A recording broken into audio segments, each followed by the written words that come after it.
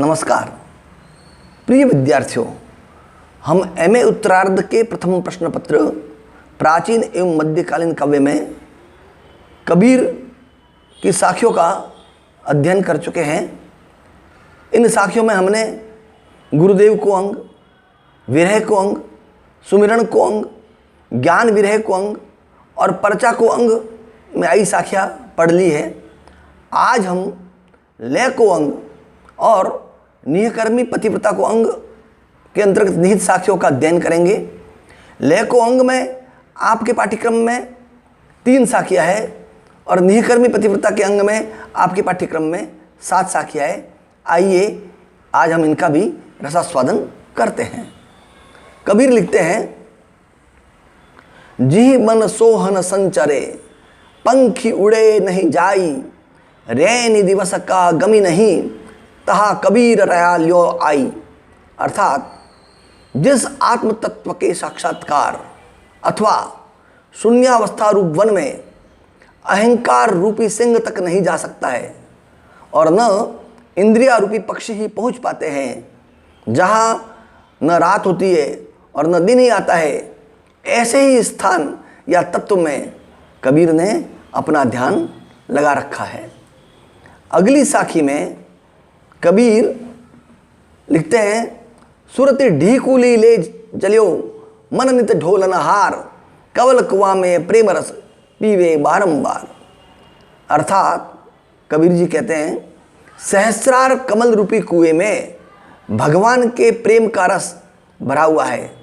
सुरति या स्मृति रूपी ढीकुली तथा लय योग रूपी रस से मन निरंतर इस प्रेम रस को खींच रहा है। भक्त एवं मुमुक्षु जीव इसी जल का बारंबार पान करता है। इस साखी में सिंचाई के प्राचीन साधनों ढीकुली, रहट आदि का बड़ा सुंदर वर्णन हुआ है।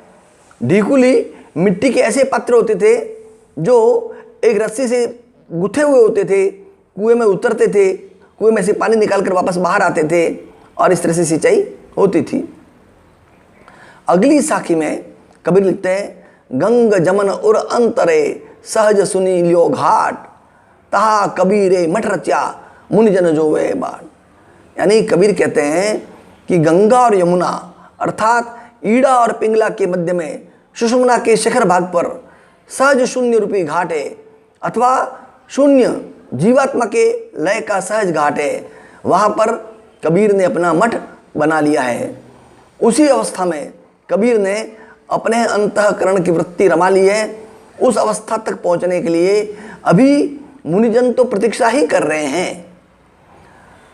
ये थी लय को अंग की साखियाँ। अब आइए नियकर्मी पतिव्रता को अंग में निहित साखियाँ पढ़े। कबीर प्रीतड़ी तो तुझ सो बहुगुणी आले कंत, जे हसी बोलो और सो तो नील रंगाओ दंत। अर्थात हे अनेक गुणों से युक्त पति परमेश्वर, मुझे तुझसे अनन्य प्रेम है। अगर मैं किसी अन्य से हंसकर भी बोलूं अर्थात उससे रंच मात्र भी प्रेम करूं तो अपने दांतों को नील से रंग लूं अर्थात कलंकित हो जाऊं। अगली साखी में कबीर लिखते हैं, नैना अंतरी आवतू जीव हो नैन झपाऊं, ना हो देखूं और को ना तुझ देखन देऊं। अर्थात हे प्रियतम, तुम मेरे नेत्र में समा जाओ और मैं तुम्हें यहाँ विराज कर नेत्रों को बंद कर लूँ, ताकि ना तो मैं किसी अन्य को देखूं और ना तुम्हें किसी अन्य को देखने दूँ। यहाँ अलौकिक प्रेम में भी एकांतिक अधिकार की व्यंजना हुई है, पर यहाँ जीव की उसके प्रेम की अनन्यता मात्र व्यंजित है। दूसरों पर होने वाले भगवान की अनुग्रह पुष्टि से अथवा प्रेम पर नियंत्रण की कामना नहीं है। अगली साखी में कबीर लिखते हैं, कबीर रेख सिंदूर की काजल दिया न जाई, नैन रमैया रवि रया दूजा कहा समाई। अर्थात कबीर कहते हैं कि जब आँखों में सिंदूर की रेखा रहती है, पीड़ा से लालिमा रहती है, उस समय उसमें काजल नहीं लगाया जा सकता। उसी प्रकार जब नेत्रों में राम समाया हुआ है, उसके प्रेम की लालिमा है, तो दूसरों के लिए विषय वासनाओं या अन्य साधनों के लिए कहाँ स्थान है। उसमें काजल रूप माया के आकर्षण कैसे समा सकते हैं। अगली साखी में कबीर लिखते हैं, कबीर सीप समंद की रटे पियास पियास, समंद ही तिणका बरिगणे स्वाति बूंद की आस। यानी कबीर कहते हैं कि समुद्र की सीप का स्वाति बूंद से अनन्य प्रेम है। इससे वह समुद्र में पड़ी हुई भी प्यास से चिल्लाती रहती है, समुद्र के जल को तिनके के समान तुच्छ समझती है और स्वाति बूंद की आशा लगाई रहती है। ऐसी लोक धारणा है कि सीप जो होती है वो स्वाति नक्षत्र में बरसने वाली बूंद का ही पान करती है। अगली साखी में कबीर लिखते हैं, दो जग तो हम अंगिया यहूं डर नाही मुझ। दो जग यानी दो जख, नरक। दो जख तो हम अंगिया, अगर नरक है तो मैं उसको अंगता हूँ, उसे स्वीकार करता हूँ, ये मुझे किंचित भी डर नहीं है। बिस्तन मेरे चाहिए बाज प्यारे तुझ।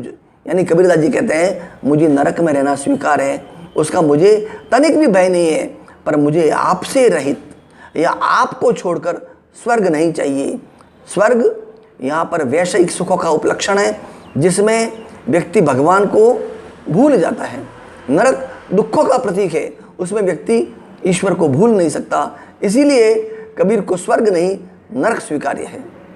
अगली साखी में कबीर जी लिखते हैं, मन पर तीति न प्रेम रस, ना इस तन में ढंग, क्या जानो उस पीव को कैसे रहसी रंग।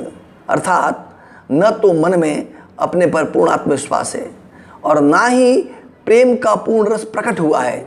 इस शरीर की प्रेम का उपयुक्त चाल ढाल भी नहीं है।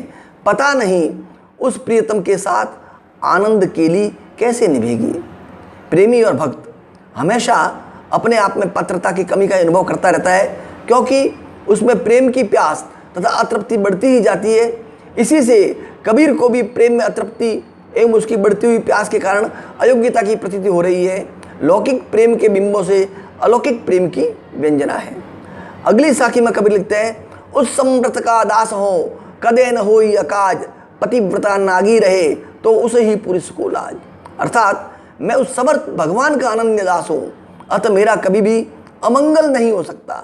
अगर पतिव्रता स्त्री नग्न भी रहती है तो उसके लिए लज्जा की बात नहीं है, उसके पति को ही लज्जा का अनुभव होता है, वे उसके लिए स्वयं ही वस्त्र ला देते हैं। तो कबीर ने भी अपने आप को पूर्णतः परमात्मा के समर्पित कर दिया है। इसलिए कबीर का ये मानना है कि मेरी जो कुछ चिंता है उस परमात्मा को है, मुझे कोई चिंता नहीं है। प्रिय विद्यार्थियों, इस प्रकार से कबीर ग्रंथावली में से साखियाँ जो हमारे पाठ्यक्रम में वो पूरी हो चुकी है। अब कबीर के पदों का पाठ करना बाकी है। मेरा आपसे अनुरोध है, इन साखियों का पुनः रसास्वादन करें, आनंद लें, और कोई भी समस्या हो तो आप मुझसे दूरभाष पर या व्हाट्सएप पर संपर्क कर सकते हैं। नमस्कार, धन्यवाद।